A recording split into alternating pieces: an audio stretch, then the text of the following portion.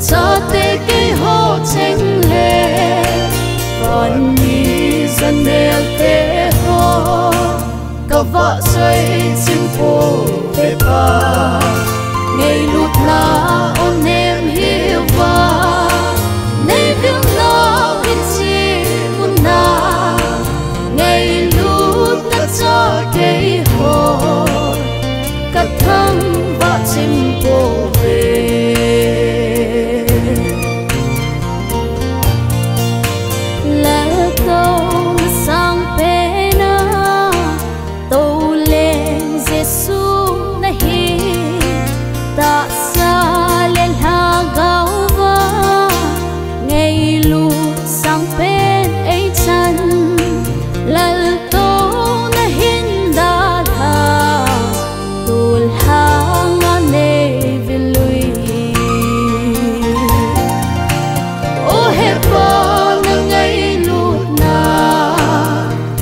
cho tê cái hồ tranh lệ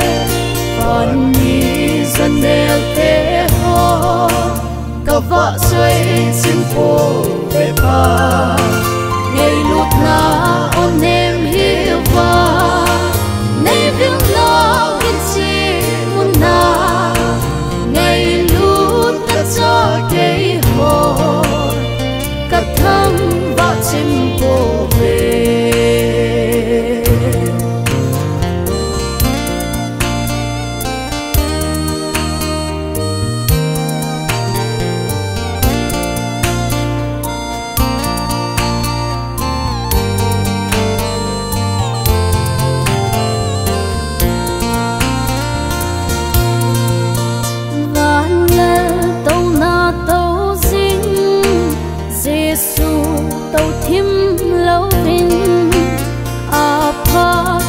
san cây hồ nay về xin nguy bắc ca cắt thắm vợ chim phố về